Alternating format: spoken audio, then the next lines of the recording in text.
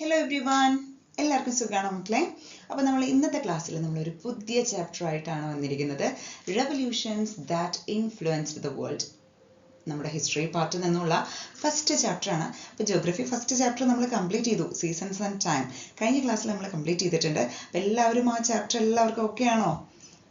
എന്തെങ്കിലും ഡൗട്ട് ഉണ്ടെങ്കിൽ ചാറ്റ് ബോക്സിൽ മെൻഷൻ ചെയ്യാൻ മറക്കല്ലേ മക്കളെ. അപ്പം നമുക്ക് revolutions that influenced the world എന്ന് പറയുന്ന ഹിസ്റ്ററിയിൽ നിന്നുള്ള ഫസ്റ്റ് ചാപ്റ്റർ ആണ് നമ്മൾ ഡിസ്കസ് ചെയ്യുന്നത്. 5 പാർട്ടായിട്ടാണ് നമ്മൾ ഈ പറയുന്ന ചാപ്റ്റർ ഡിസ്കസ് ചെയ്യുന്നത്. എന്തുകൊണ്ട് 5 പാർട്ട്? ബിക്കോസ് ഈ ഒരു ചാപ്റ്ററിനകത്ത് നമുക്ക് 5 റെവല്യൂഷൻസ് ആണ് വരുന്നത്. അപ്പം അതിലെ ഓരോ റെവല്യൂഷൻസ് ഓരോ പാർട്ടിലായിട്ടാണ് നമ്മൾ ഡിസ്കസ് ചെയ്യുന്നത്. അപ്പം അങ്ങനെയാണെന്നുണ്ടെങ്കിൽ നിങ്ങൾ കാണുന്നതോടൊപ്പം തന്നെ ആ ഒരു റെവല്യൂഷൻ കംപ്ലീറ്റ് ചെയ്യാൻ. അപ്പോൾ ഒരു 5 പാർട്ടിൽ നമ്മൾ ഈ ഓരോ റെവല്യൂഷൻസ് 1 by 1 ആയിട്ട് നമ്മൾ കവർ ചെയ്യും. അപ്പോൾ നമുക്ക് അധികം വൈകാണ്ട് നമുക്ക് ഇന്നത്തെ ടോപ്പിക്കിലേക്ക് കിടക്കാം. That is American war of independence. അപ്പോൾ നമ്മുടെ ഇന്നത്തെ സെഷനിലെ ഒരേ ഒരു ടോപ്പിക്കേ നമ്മൾ ഡിസ്കസ് ചെയ്യുന്നുള്ളൂ. അപ്പോൾ അതിൻ്റെ കോസസ് വരുന്നുണ്ട്, അതെങ്ങനെയാണ് പിന്നീടുള്ള റെവല്യൂഷൻസിനെ എങ്ങനെയാണ് ഇൻഫ്ലുവൻസ് ചെയ്ത് ഇതുമായിട്ട് റിലേറ്റ് ചെയ്തിട്ടുള്ള ഇവൻറ്റ്സ്, ഇതെല്ലാം അടങ്ങുന്നതാണ് ഓരോ റെവല്യൂഷൻസ്. അപ്പോൾ നമുക്ക് ഇന്നത്തെ ടോപ്പിക്കിലേക്ക് കിടക്കാം. അപ്പോൾ ഇന്നത്തെ ടോപ്പിക്കിൽ നമ്മൾ ആദ്യം ഡിസ്കസ് ചെയ്യുന്ന പാർട്ട് എന്ന് പറയുന്നത് what are the major factors that stimulated earlier revolutions in the world. So പണ്ടുണ്ടായിരുന്ന ഒരുപാട് റെവല്യൂഷൻസ് ഉണ്ടായിരുന്നു. ആ റെവല്യൂഷൻസിനെ എല്ലാം സ്റ്റിമുലേറ്റ് ചെയ്ത one of the important factor എന്ന് പറയുന്നത് ഏതാണ് എന്നുള്ളതാണ് question. So renaissance. Okay, renaissance എന്നുള്ളതാണ് ഈ പറയുന്ന എല്ലാ റെവല്യൂഷൻസിനും ഏർലിയർ റെവല്യൂഷൻസിനെ എല്ലാം സ്റ്റിമുലേറ്റ് ചെയ്ത one of the major factor എന്ന് പറയുന്നത് റിനൈസൻസ് ആണ്. പക്ഷേ ഈ റിനൈസൻസ് എന്ന് പറഞ്ഞു കഴിഞ്ഞാൽ എന്താണ്? ദാറ്റ് മീൻസ് നവോത്ഥാനം. ഓക്കെ, അപ്പോൾ ഇതിൻ്റെ ഫീച്ചേഴ്സ് എന്തൊക്കെയാണെന്നുള്ളത് നോക്കാം. സോ ഹ്യൂമാനിസം, മനുഷ്യത്വം, scientific temper, rational thinking, critical thinking, ഈ ഒരു 4 ഫീച്ചേഴ്സ് ആണ് ഏതിനുള്ളത്? റിനൈസൻസിലുള്ളത്. അപ്പോൾ ഈ ഒരു ചാപ്റ്ററിൻ്റെ ഒരു ഇൻട്രൊഡക്ടറി പാർട്ടിൽ വരുന്ന ഒരു ഏരിയ ആണ്. സോ വളരെയധികം ഇമ്പോർട്ടൻ്റ് ഒന്നും അല്ലെങ്കിലും ഇതിൻ്റെ ഒരു ബാക്ക് എൻഡിൽ നമുക്ക് അറിഞ്ഞിരിക്കേണ്ട ഒരു പാർട്ട് തന്നെയാണ്. അപ്പോൾ ശരിക്കും എല്ലാ ഏർലിയർ റെവല്യൂഷൻസിനെയും ഇൻഫ്ലുവൻസ് ചെയ്യുന്ന one of the most important factor എന്ന് പറയുന്നത് റിനൈസൻസ് ആണ്. സോ ഇതിൻ്റെ ഫീച്ചേഴ്സ് എന്തൊക്കെയാണെന്ന് ചോദിച്ചു കഴിഞ്ഞാൽ humanism, scientific temper, rational thinking and critical thinking. So these novel ideas of renaissance motivated people to question irrational beliefs and tradition. അപ്പോൾ എന്തൊക്കെ irrational ആയിട്ടുള്ള ബിലീഫ്സും ട്രഡീഷൻസും ഒക്കെ ഉണ്ടോ, ഈ പറയുന്ന റിനൈസൻസിന്റെ നോവൽ ഐഡിയാസ് ജനങ്ങളെ ഇതിനെതിരെ ചോദ്യം ചെയ്യിക്കാൻ പ്രേരിപ്പിച്ചു എന്നാണ് പറയുന്നത്. So what are the factors that caused the birth of enlightenment? അപ്പോൾ എന്താണ് ജ്ഞാനോദയം? ആ ജ്ഞാനോദയത്തിന്റെ ഈ പറയുന്ന ഉദയത്തിന് കാരണമായത് എന്താണ്? അതാണ് നമ്മൾ ഇനി നോക്കുന്നത്. So the progress in the field of science gave birth to enlightenment in the 18th century. ശരിക്കും പറഞ്ഞാൽ സയൻസിന്റെ ഫീൽഡിൽ ഒരുപാട് മാറ്റങ്ങൾ ഉണ്ടായിട്ടുണ്ട്, ഒരുപാട് പ്രോഗ്രസ്സുകൾ ഉണ്ടായിട്ടുണ്ട്. ആ പ്രോഗ്രസ് എല്ലാം തന്നെയാണ് ഈ പറയുന്ന എൻലൈറ്റൻമെന്റിന് വഴിവെച്ചത്. അതും എന്നാണ്? 18th സെഞ്ചുറിയിൽ. ഓക്കെ, അപ്പൊ എന്താണ് ഈ എൻലൈറ്റൻമെന്റ് എന്ന് പറയുന്നത്? ശരിക്കും പറഞ്ഞു കഴിഞ്ഞാൽ ജ്ഞാനോദയം. ഓക്കെ, നമ്മുടെ അറിവിലോട്ടുള്ള ഒരു ഉദയം. ഓക്കെ, ജ്ഞാനത്തിനൊരു ഉദയം വരുന്നതാണ്. So what are the ideas propagated by the thinkers of enlightenment? എന്തൊക്കെ ഐഡിയാസ് ആണ് ഈ പറയുന്ന enlightenment thinkers പ്രൊപ്പഗേറ്റ് ചെയ്തത്? ഒന്നാമത്തേത് freedom, then democracy, equality, nationalism. Freedom സ്വാതന്ത്ര്യം, then democracy ജനാധിപത്യം, equality സമത്വം, nationalism ദേശീയത. ഈ പറയുന്ന ഐഡിയാസ് എല്ലാമാണ് എൻലൈറ്റൻമെന്റിന്റെ തിങ്കേഴ്സ് പ്രൊപ്പഗേറ്റ് ചെയ്തത്. അപ്പൊ ഇനി നമുക്ക് എന്ത് ചെയ്യാം? നമ്മുടെ ടോപ്പിക്കിലേക്ക് കിടക്കാം. The American war of independence. ഇതാണ് നമ്മുടെ ഫസ്റ്റ് റെവല്യൂഷൻ. അപ്പൊ ഇന്നത്തെ ക്ലാസ്സിൽ നമ്മുടെ മേജർ ടോപ്പിക് ആണിത്. അപ്പോൾ ഒരു കാരണവശാലും ആരും സ്കിപ്പ് ചെയ്യരുത്. അപ്പൊ ഈ ഒരു ടോപ്പിക് കംപ്ലീറ്റ് ആയിട്ട് വാച്ച് ചെയ്യുക, ഒപ്പം പഠിച്ചും പോവുക. അപ്പൊ നമുക്ക് വൈകാണ്ട് മൂവ് ചെയ്യല്ലേ? So the American war of independence. അപ്പൊ അത് ആദ്യം തന്നെ അമേരിക്കൻ വാർ ഓഫ് ഇൻഡിപെൻഡൻസ് എന്ന് വെച്ച് കഴിഞ്ഞാൽ എന്താണ്? ശരിക്കും പറഞ്ഞു കഴിഞ്ഞാൽ ബ്രിട്ടീഷേഴ്സ് ഈ അമേരിക്കൻ കോളനീസിനെ എങ്ങനെയാണ് ട്രീറ്റ് ചെയ്തിരുന്നത്? As the centres for collecting the raw materials for their industry and as market for selling their products. അപ്പൊ 2 രീതിയിലാണ് ട്രീറ്റ് ചെയ്തത്.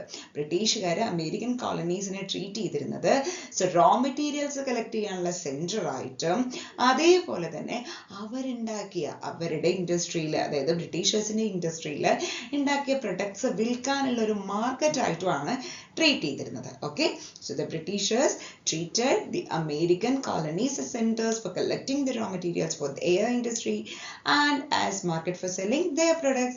ഓക്കെ, അപ്പൊ അങ്ങനെയാണെങ്കിൽ എന്തൊക്കെയാണ് ഈ അമേരിക്കൻ വാർ ഓഫ് ഇൻഡിപെൻഡൻസിലോട്ടുള്ള കാരണങ്ങൾ എന്തൊക്കെയാണെന്നുള്ളത് നോക്കാം.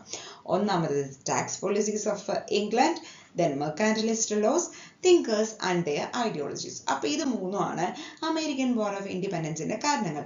അപ്പൊ ഇനി നമുക്ക് ഈ ഓരോ കാരണങ്ങൾ ഡീറ്റെയിൽ ആയിട്ട് നമുക്ക് ഡിസ്കസ് ചെയ്താലോ.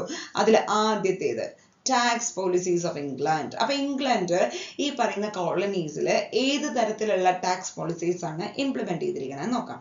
So the British collect tax from 13 American colonies according to their needs. അവരുടെ ആവശ്യങ്ങൾക്കനുസരിച്ച് അവരെന്ത് ചെയ്തിരുന്നു? ബ്രിട്ടീഷുകാർ ടാക്സ് കളക്ട് ചെയ്തിരുന്നു. അവർ അമേരിക്കയിൽ വന്നിട്ട് എത്ര കോളനീസാ ക്രിയേറ്റ് ചെയ്തത്?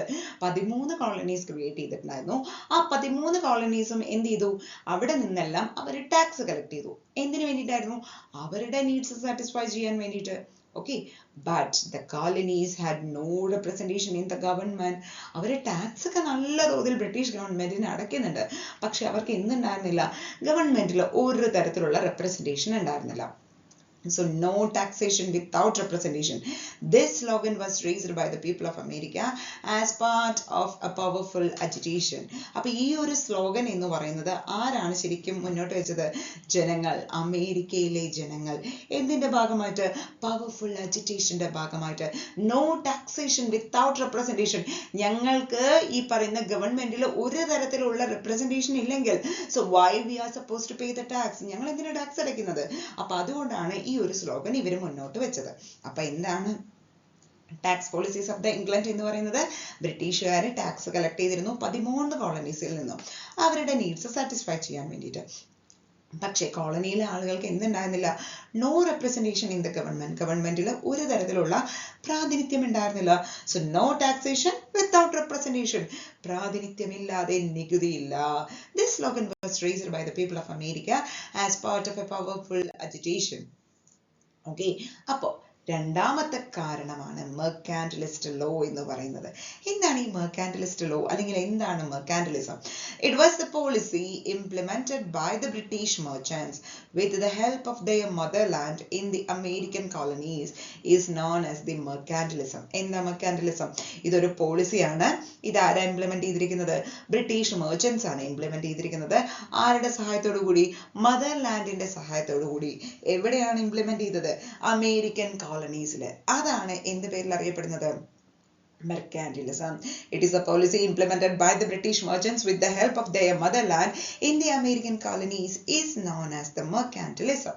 അപ്പൊ ഈ മെർക്കാന്റിലിസത്തിൽ കുറച്ച് ലോസ് ഉണ്ട്. മെയിൻ കോസസ് ഓഫ് മെർക്കാന്റിലിസം, അതായത് മെർക്കാന്റിലിസ്റ്റ് ലോസ് എന്തൊക്കെയാണ് എന്നുള്ളത് നമുക്ക് നോക്കാം. ഓക്കെ, അപ്പൊ 5 ലോസ് ആണ് ഇവിടെ വരുന്നത്. 5 ലോസ് നമുക്ക് പഠിക്കല്ലേ. അപ്പൊ ഒന്നാമത്തത്, the goods to and from the colonies must be carried only in British ships or ships built in the colonies. അപ്പോൾ എന്ത് സാധനങ്ങൾ എന്ത് സാധനങ്ങൾ അതായത് കോളനിയിലേക്ക് വരുന്നുണ്ടോ അത് കോളനിയിൽ നിന്ന് പുറത്തേക്ക് പോകുന്നുണ്ടോ ഇതെല്ലാം എന്തിലൂടെ മാത്രമേ ക്യാരി ഫോർവേഡ് ചെയ്യാൻ പറ്റുള്ളൂ? ബ്രിട്ടീഷ് ഷിപ്സിലൂടെയോ അല്ലെങ്കിൽ ബ്രിട്ടീഷ് കോളനീസിൽ നിർമ്മിച്ച ഷിപ്പിലൂടെ മാത്രമേ പാടുള്ളൂ. So the goods two and from the colonies must be carried only in British ships or the ships built in the British colonies. ഇനി രണ്ടാമത്തത് പ്രൊഡക്ട്സ് ഓഫ് ദ കോളനീസ്. കോളനിയിലെ പ്രൊഡക്റ്റുകളാണ് ഏതൊക്കെ? ഷുഗറും വൂളും കോട്ടണും ടൊബാക്കോ ഇതുപോലെയുള്ളതെല്ലാം എന്താണ്? കോളനിയിലെ പ്രൊഡക്ട്സ് ആണ്. could only be exported to England. ഇംഗ്ലണ്ടിലോട്ട് മാത്രമേ ഇതൊക്കെ എക്സ്പോർട്ട് ചെയ്യാൻ പാടുള്ളൂ. British stamp must be affixed on all the legal documents, newspapers, pamphlet, license, etc. British stamp എന്ത് ചെയ്യണം? പതിക്കണമായിരുന്നു. എന്തൊക്കെ ലീഗൽ ഡോക്യുമെന്റ്സ് ഉണ്ടോ, ന്യൂസ് പേപ്പേഴ്സ് ഉണ്ടോ, പാംപ്ലെറ്റ്സ് ഉണ്ടോ, ലൈസൻസ് ഉണ്ടോ, ഇതിലെല്ലാം ബ്രിട്ടീഷ് സ്റ്റാമ്പ് പതിക്കണം. And the colonies must provide food and quarters for the British troops which were maintained in the colonies. കോളനിയിൽ മെയിൻറ്റെയിൻ ചെയ്യുന്ന ബ്രിട്ടീഷ് ട്രൂപ്സിന്, അതായത് അവരുടെ ആർമി ആ ഗ്രൂപ്പിൽ അവർക്ക് വേണ്ടിയുള്ള ഫുഡ് ആൻഡ് അക്കോമഡേഷൻ എല്ലാം ആര് പ്രൊവൈഡ് ചെയ്യണം? ഈ പറയുന്ന കോളനി പ്രൊവൈഡ് ചെയ്യണം. And finally import tax must be paid for the import of tea, glass, paper ഇതുപോലെയുള്ള സാധനങ്ങളെല്ലാം ഈ പറയുന്ന ഇംഗ്ലണ്ടിൽ നിന്നാണ് ഇങ്ങോട്ട് ഇമ്പോർട്ട് ചെയ്തിരുന്നത്. ആ ഇമ്പോർട്ട് ചെയ്യുന്നതിനും എന്ത് കൊടുക്കണം? ഇമ്പോർട്ട് ടാക്സും കൊടുക്കണം. അപ്പൊ 5 കീ പോയിന്റ്സ് ഓർക്കുക. ഒന്നാമത്തത് ഷിപ്പുമായിട്ട് റിലേറ്റ് ചെയ്തിട്ട്, രണ്ടാമത്തത് എന്താണ്? സോ ഈ പറയുന്ന കോളനിയിലെ പ്രൊഡക്റ്റ് എക്സ്പോർട്ട് ചെയ്യുന്ന സമയത്ത് എങ്ങോട്ട് മാത്രമേ എക്സ്പോർട്ട് ചെയ്യാൻ പാടുള്ളൂ? ഇംഗ്ലണ്ടിലോട്ട്. മൂന്നാമത്തത് സ്റ്റാമ്പുമായിട്ട് റിലേറ്റ് ചെയ്തിട്ടുള്ള പോയിന്റ്. നാലാമത്തത് ഫുഡ് ആൻഡ് ക്വാർട്ടേഴ്സ് ആർക്ക് കൊടുക്കണം? ബ്രിട്ടീഷ് ട്രൂപ്പിന്. ആൻഡ് ഫൈനലി ഇമ്പോർട്ട് ടാക്സ്, ഈ പറയുന്ന ടീയും ഗ്ലാസും പേപ്പറും ഒക്കെ ഇമ്പോർട്ട് ചെയ്യുന്നതിന് കൊടുക്കണം. ഓക്കെ, ഇനി നമ്മുടെ മൂന്നാമത്തെ കാരണമാണ് തിങ്കേഴ്സ് ആൻഡ് ഐഡിയോളജീസ്. നമ്മൾ ചുമ്മാ ഇതെല്ലാം കേട്ടോണ്ടിരുന്ന് കഴിഞ്ഞ് കഴിഞ്ഞാൽ ആരെങ്കിലും വന്ന് നമ്മളെ ഒന്ന് മോട്ടിവേറ്റ് ചെയ്യാൻ തയ്യാറായാൽ ഷുവർലി നമ്മൾ ഇതിന് എഗെയിൻസ്റ്റ് ആയിട്ട് നിൽക്കും അല്ലേ. അപ്പൊ തിങ്കേഴ്സ് ആൻഡ് ഐഡിയോളജീസ് നോക്കാം. James Otis. അപ്പൊ നമ്മൾ മുന്നേ പഠിച്ചിരുന്നു, നോ ടാക്സേഷൻ വിത്തൗട്ട് റെപ്രസെന്റേഷൻ, പ്രാതിനിധ്യമില്ലാതെ നികുതിയില്ല. ഈ ഒരു സ്ലോഗൻ മുന്നോട്ട് വെച്ചത് ആരാണ്? James Otis. ഇത് ഷുവർ ക്വസ്റ്റ്യൻ ആണ്, വൺ വേർഡിനൊക്കെ ചോദിക്കാറുണ്ട്. ഇനി രണ്ടാമത്തെ നമ്മുടെ തിങ്കർ ആരാണ്? So John Locke. അദ്ദേഹത്തിന്റെ ഐഡിയോളജി എന്താണ്? Every one has some fundamental rights. എല്ലാവർക്കും ചില മൗലികമായിട്ടുള്ള അവകാശമുണ്ട്. No government has the right to suspend them. ഏതൊരു ഗവൺമെന്റിനും ആ പറയുന്ന ഫണ്ടമെന്റൽ റൈറ്റ്സിനെ ഒന്നും സസ്പെൻഡ് ചെയ്യാനുള്ള ഒരു തരത്തിലുള്ള അവകാശവുമില്ല. ദെൻ മൂന്നാമത്തേത് തോമസ് പെയിൻ. അദ്ദേഹം എന്താ പറഞ്ഞത്? There is something absurd in supposing a continent be perpetually governed by a foreign power. ഇത് ശരിക്കും അസംബന്ധമാണ്. എന്താ പറയുന്നത്? ഒരു കോണ്ടിനെന്റിനെ ഒരു ഗവേൺ ചെയ്യുന്ന ഒരു ഫോറിൻ പവർ എന്ന് പറയുന്നത് നമുക്ക് തികച്ചും ചിന്തിക്കാൻ പോലും പറ്റാത്ത കാര്യമാണ് എന്നാണ് തോമസ് പെയിൻ പറയുന്നത്. അപ്പൊ ഇത് 3 ഐഡിയോളജീസ്. അപ്പൊ 3 കാരണങ്ങൾ നമുക്ക് കിട്ടി. ഒന്നാമത്തേത് ടാക്സ് പോളിസി, രണ്ടാമത്തേത് mercantilist law, then thinkers and their ideologies. ഇനി നമുക്ക് ശരിക്കും നമ്മുടെ അമേരിക്കൻ വാർ ഓഫ് ഇൻഡിപെൻഡൻസിലോട്ട് കിടക്കാം. എന്തൊക്കെയാണ് ഇമ്പോർട്ടന്റ് ആയിട്ടുള്ള incidence of the American war of independence എന്നുള്ളത് നമുക്ക് നോക്കാം. അപ്പൊ മക്കൾ എല്ലാവരും ശ്രദ്ധിച്ചോളൂ. ഒന്നാമത്തേത് the Boston tea party on 16th December 1773. ഇതാണ് ശരിക്കും വാറിന്റെ ബിഗിനിങ് എന്ന് പറയുന്നത് ഇത് തന്നെയാണ്. ഓക്കെ, അപ്പൊ ഈ ഒരു യുദ്ധത്തിന്റെ തുടക്കം എന്ന് പറയുന്നത് നമുക്ക് ഇതിനെക്കുറിച്ച് ഡീറ്റെയിൽ ആയിട്ട് പഠിക്കാനില്ല, പക്ഷെ ജസ്റ്റ് ആ ഒരു ഇൻസിഡന്റ് മാത്രം ഓർത്ത് വെച്ചാൽ മതി. ബോസ്റ്റൺ ടീ പാർട്ടി എന്നാ നടന്നത് 16th December 1773. ഇതോടുകൂടിയിട്ടാണ് അമേരിക്കൻ വാർ ഓഫ് ഇൻഡിപെൻഡൻസ് ആരംഭിക്കുന്നത്. So the delegates of all the colonies except Georgia. നമുക്കറിയാം 13 കോളനീസ് ഉണ്ട് അല്ലെ. ആ 13 കോളനിയിൽ നിന്നും ജോർജിയ ഒഴികെയുള്ള ബാക്കി എല്ലാ കോളനിയെയും റെപ്രസെന്റ് ചെയ്യുന്ന ആളുകള് എവിടെ വെച്ച് മീറ്റ് ചെയ്തു? ഫിലാഡൽഫിയയിൽ വെച്ച് മീറ്റ് ചെയ്തു. എന്ന് 1774 to protest against the policies and rules imposed by England. It is known as the First Continental Congress. അപ്പൊ ഇത് എന്ത് പേരിൽ അറിയപ്പെടുന്നത്? First continental Congress. എന്താ അതിൽ പറയുന്നത്? So the delegates of all the colonies except Georgia, Georgia ഒഴികെയുള്ള ബാക്കി എല്ലാ കോളനിയിലും ഡെലിഗേറ്റ്സ് എവിടെ വെച്ച് മീറ്റ് ചെയ്തു? ഫിലാഡൽഫിയയിൽ 1774 മീറ്റ് ചെയ്തു. എന്തിനെതിരെയായിരുന്നു അത്? ശരിക്കും policies and rules imposed by the ഇംഗ്ലണ്ടുകാരെ ഇമ്പോസ് ചെയ്ത പോളിസീസിനും റൂൾസിനും എഗെയിൻസ്റ്റ് ആയിട്ടായിരുന്നു. അപ്പൊ അതില് the colonies submitted a petition to the king of England. ഇംഗ്ലണ്ടിലെ കിങ്ങിന് ഒരു പെറ്റീഷൻ സബ്മിറ്റ് ചെയ്തു. അതിൽ എന്തൊക്കെ കാര്യങ്ങളാണ് പറഞ്ഞിരിക്കുന്നത്? അവര് പറഞ്ഞു the revocation of the regulations enforced on industry and commerce. Okay, ഇൻഡസ്ട്രിയിലും കൊമേഴ്സിലും ആവശ്യമില്ലാത്ത കുറേ നിയന്ത്രണങ്ങൾ കൊണ്ടുവന്നിട്ടുണ്ട്, അതെല്ലാം എടുത്തു കളയണം എന്ന് പറഞ്ഞു. ആൻഡ് രണ്ടാമത്തെ ഡിമാൻഡ് എന്താണ്? Not impose tax without the approval of the people. ജനങ്ങളുടെ ഉറപ്പില്ലാതെ അല്ലെങ്കിൽ ജനങ്ങളുടെ അപ്രൂവൽ ഇല്ലാതെ ടാക്സ് ഇമ്പോസ് ചെയ്യാൻ പാടില്ല. 2 ഡിമാൻഡുകൾ വെച്ചു. പക്ഷെ നമ്മുടെ ഈ പറയുന്ന കിങ് ഓഫ് ഇംഗ്ലണ്ട് അത് അംഗീകരിക്കോ? ഇല്ല. ഇല്ലാത്തത് കൊണ്ടാണ് എന്ത് ചെയ്യുന്നത്? സെക്കൻഡ് കോണ്ടിനെന്റൽ കോൺഗ്രസ് വീണ്ടും ഫിലാഡൽഫിയയിൽ വെച്ചിട്ട് 1775 കൂടി. ഇതിന്റെ ജോർജ് വാഷിംഗ്ടൺ ആയിരുന്നു commander in chief of the continental ആർമിയുടെ കമാൻഡർ ഇൻ ചീഫ് ആയിട്ട് ആരെ അപ്പോയിന്റ് ചെയ്തു? നമ്മുടെ ജോർജ് വാഷിംഗ്ടണിനെ അപ്പോയിന്റ് ചെയ്തു. So through the pamphlet titled common sense എന്ന് പറയുന്ന ഒരു പാംപ്ലെറ്റ്, ഒരു ചെറിയ ലഘുലേഖ ആര് പുറപ്പെടുവിച്ചു? നമ്മുടെ തോമസ് പെയിൻ പുറപ്പെടുവിച്ചു. അതിൽ എന്താ പറയുന്നത്? Declared that it was wise for the Americans to break the ties with the ബ്രിട്ടനുമായിട്ടുള്ള ഒരു ചെറിയൊരു എന്താ പറയാ സ്വാരസ്യമുണ്ട്, അത് അവസാനിപ്പിക്കുന്നതാണ് നല്ലത് എന്ന് നമ്മുടെ തോമസ് പെയിൻ കോമൺ സെൻസ് എന്ന് പറയുന്ന ഒരു ചെറിയ പാംപ്ലെറ്റിൽ പറഞ്ഞു. ഓക്കെ, ഇനി എന്താ നടക്കുന്നത്? American continental Congress issued the famous declaration of independence. പക്ഷെ ഇത് നടപ്പിലായോ ഇല്ലയോ എന്നുള്ളതല്ല, അവർ സ്വയം അങ്ങോട്ട് പ്രഖ്യാപിച്ചു. ഡിക്ലറേഷൻ ഓഫ് ഇൻഡിപെൻഡൻസ് അങ്ങോട്ട് പ്രഖ്യാപിച്ചു. എന്ന് 4th July 1776. അപ്പൊ നമ്മൾ 3 ഡേറ്റ് പഠിച്ചു. 1774 first continental Congress, 1775 second continental Congress, 1776 July 4th declaration of independence. Okay, ഇത് പ്രിപ്പയർ ചെയ്യുന്നത് ആരൊക്കെയാണ്? തോമസ് ജെഫേഴ്സണും ബെഞ്ചമിൻ ഫ്രാങ്ക്ലിനും കൂടെ ചേർന്നിട്ടാണ് പ്രിപ്പയർ ചെയ്തത്. അങ്ങനെ ദ വാർ ബിറ്റ്വീൻ ഇംഗ്ലണ്ടും കോളനീസ് ഇൻ നോർത്ത് അമേരിക്കയും എന്ത് ചെയ്തു? ഈ പറയുന്ന ഡിക്ലറേഷൻ ഓഫ് ഇൻഡിപെൻഡൻസോടെ ആരംഭിച്ചത് എന്ന് അവസാനിച്ചു? 1781 അവസാനിച്ചു. So according to the treaty of Paris, പക്ഷെ ട്രീറ്റി ഓഫ് പാരീസ് 1783 അതോടുകൂടി ഇംഗ്ലണ്ട് എന്ത് ചെയ്തു? ഈ പറയുന്ന 13 കോളനീസിന്റെയും ഫ്രീഡം അങ്ങോട്ട് അംഗീകരിച്ചു കൊടുത്തു. So the constitution convention held at Philadelphia. അപ്പൊ കോൺസ്റ്റിറ്റ്യൂഷൻ തയ്യാറാക്കാൻ വേണ്ടിയുള്ള ഒരു കൺവെൻഷൻ എവിടെ വെച്ച് കൂടി? ഫിലാഡൽഫിയയിൽ വെച്ച് കൂടി. ആരുടെ നേതൃത്വത്തിൽ? James Madison framed the American constitution. അപ്പൊ അമേരിക്കൻ കോൺസ്റ്റിറ്റ്യൂഷൻ ഫ്രെയിം ചെയ്യുന്നത് ആരാണ്? ഈ പറയുന്ന ജെയിംസ് മാഡിസൺ. അങ്ങനെ നമ്മുടെ United States of America, USA ആദ്യത്തെ പ്രസിഡന്റ് ആരായി? നമ്മുടെ George Washington. Okay, formed in accordance with the new constitution. അവർ പുതിയൊരു കോൺസ്റ്റിറ്റ്യൂഷൻ അമേരിക്കയ്ക്ക് തയ്യാറാക്കി. James Madison. അതിന്റെ കൺവെൻഷൻ എവിടെ വെച്ച് നടന്നു? ഫിലാഡൽഫിയയിൽ വെച്ച് നടന്നു. അങ്ങനെ USA ആദ്യത്തെ പ്രസിഡന്റ് ആരായി? George Washington. ഓക്കെ, ഇനി regarding the human rights and freedom, what all can you find in Declaration of Independence? ഈ ഒരു ഡിക്ലറേഷൻ ഓഫ് അമേരിക്കൻ ഇൻഡിപെൻഡൻസ് ഇല്ലേ, ഇതില് ഹ്യൂമൻ റൈറ്റ്സും ഫ്രീഡവും അല്ലാതെ എന്തൊക്കെ കാര്യങ്ങളാണ് നിങ്ങൾക്ക് കാണാൻ കഴിയുക? all are equal, എല്ലാവരും തുല്യരാണ്. everyone has certain rights, എല്ലാവർക്കും ചില അവകാശങ്ങളുണ്ട്. to achieve rights, establish governments with the approval of those who rule. okay, അപ്പൊ എല്ലാവർക്കും ഈ പറയുന്ന റൈറ്റ്സ് അച്ചീവ് ചെയ്യാൻ കഴിയണം എന്നുണ്ടെങ്കിൽ എന്ത് ചെയ്യണം? ഗവൺമെന്റിനെ എസ്റ്റാബ്ലിഷ് ചെയ്യണം with the approval of those who rule. ആര് ഭരിക്കുന്നോ അവരുടെ, ആരെയാണോ ഭരിക്കുന്നത് അവരുടെ അധികാരത്തോടുകൂടി, അവരുടെ അവകാശത്തോടുകൂടി ഫോം ചെയ്യണം. so the people have the power to change or abolish the government. എന്താ പറയുന്നത്?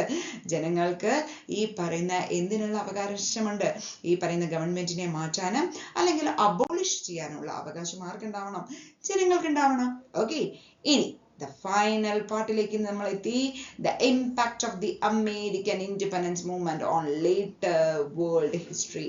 എങ്ങനെയാണ് പിന്നീടുള്ള വേൾഡ് ഹിസ്റ്ററിയെ ഈ പറയുന്ന അമേരിക്കൻ വാർ ഓഫ് ഇൻഡിപെൻഡൻസ് എങ്ങനെയാണ് സ്വാധീനിച്ചത്, അല്ലെങ്കിൽ എങ്ങനെയാണ് ഇൻഫ്ലുവൻസ് ചെയ്തത്, അല്ലെങ്കിൽ ഈ അമേരിക്കൻ വാർ ഓഫ് ഇൻഡിപെൻഡൻസിന്റെ റിസൾട്ട് എന്താണെന്ന് ചോദിച്ചു കഴിഞ്ഞാലും ഇത് തന്നെയാണ്. അപ്പൊ 2-3 തരത്തിൽ ഇത് ചോദിക്കാം. ഒന്നുകിൽ റിസൾട്ട് എന്ന് ചോദിക്കാം, ഇൻഫ്ലുവൻസ് എന്ന് ചോദിക്കാം, ഇമ്പാക്ട് എന്താണെന്ന് ചോദിച്ചാൽ, ഇതെല്ലാം ചോദിച്ചാലും ആൻസർ സെയിം തന്നെയാണ്. ഓക്കെ, ഇതെങ്ങനെയാണ് ഇൻഫ്ലുവൻസ് ചെയ്തത് പിന്നീടുള്ള later history of the world എന്ന് ചോദിച്ചു കഴിഞ്ഞാൽ എന്താണ്? So gave direction and motivation to the later freedom struggles and revolutions all over the world. പിന്നീട് നടന്ന എല്ലാ ഫ്രീഡം സ്ട്രഗിൾസിനെയും റെവല്യൂഷൻസിനെയും എല്ലാം മോട്ടിവേറ്റ് ചെയ്യാനും അതിനൊരു ഡയറക്ഷൻ കൊടുക്കാനും ഏതിന് കഴിഞ്ഞു? അമേരിക്കൻ വാർ ഓഫ് ഇൻഡിപെൻഡൻസിന് കഴിഞ്ഞു. then put forward the concept of republican form of government എന്ന് പറയുന്ന കൺസെപ്റ്റിനെ എന്ത് ചെയ്തു? മുന്നോട്ട് വെച്ചു. then prepare the first written constitution. അപ്പൊ ആദ്യത്തെ എഴുതപ്പെട്ട ഭരണഘടന ആരുടെയാണ്? നമ്മുടെ അമേരിക്കയുടേതാണ്. and contributed to the concept of federal system എന്ന് പറയുന്ന കൺസെപ്റ്റ് കോൺട്രിബ്യൂട്ട് ചെയ്തു. that ensured freedom and authority of states in the union. അപ്പൊ അത് എന്ത് ചെയ്തു? freedom and authority of states in the unionൽ അത് പ്രൊവൈഡ് ചെയ്യാൻ സാധിച്ചു. അപ്പൊ ഈ പറയുന്ന result of American war of independence എന്ന് പറയുന്നത് വളരെയധികം ഇമ്പോർട്ടന്റ് ആണ്. അപ്പൊ ഇതോടുകൂടി അമേരിക്കൻ വാർ ഓഫ് ഇൻഡിപെൻഡൻസ് നമ്മൾ കംപ്ലീറ്റ് ചെയ്തു. ഇനി നമ്മുടെ ക്ലാസ്സിൽ നമ്മൾ ഡിസ്കസ് ചെയ്യുന്ന ടോപ്പിക് എന്ന് പറയുന്നത് ഫ്രഞ്ച് റെവല്യൂഷൻ ആണ്. ഓക്കെ, അപ്പൊ ഇത്രയാണ് നമ്മുടെ ഇന്നത്തെ ടോപ്പിക്കിൽ ഉള്ളത്.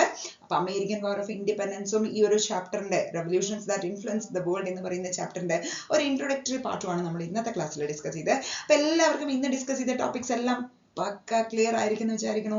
അപ്പൊ എന്തെങ്കിലും ഡൗട്ട് ഉണ്ടെങ്കിൽ ഒന്ന് ഈ പറയുന്ന കമന്റ് ബോക്സിൽ മെൻഷൻ ചെയ്യാം. അപ്പൊ നമ്മൾ അടുത്ത ക്ലാസ്സിൽ നമ്മൾ ഫ്രഞ്ച് റെവല്യൂഷൻ ആയിട്ട് വരുന്നതായിരിക്കും. അപ്പൊ അതിനു മുമ്പ് അമേരിക്കൻ വാർ ഓഫ് ഇൻഡിപെൻഡൻസിന്റെ പഠനം എല്ലാവരും കംപ്ലീറ്റ് ചെയ്യുക. അപ്പൊ ക്ലാസ് ഇഷ്ടമായെങ്കിൽ കുട്ടികൾക്കും കൂടി ഷെയർ ചെയ്യാൻ ഒരു കാരണവശാലും മറക്കരുത്. അപ്പൊ സബ്സ്ക്രൈബ് ചെയ്യുക, സപ്പോർട്ട് ചെയ്യുക. Thank you so much for watching SAS EduShack. Okay, so see you in our next fun-filled session of our channel. So see you, bye bye, thank you and have a nice day, bye bye.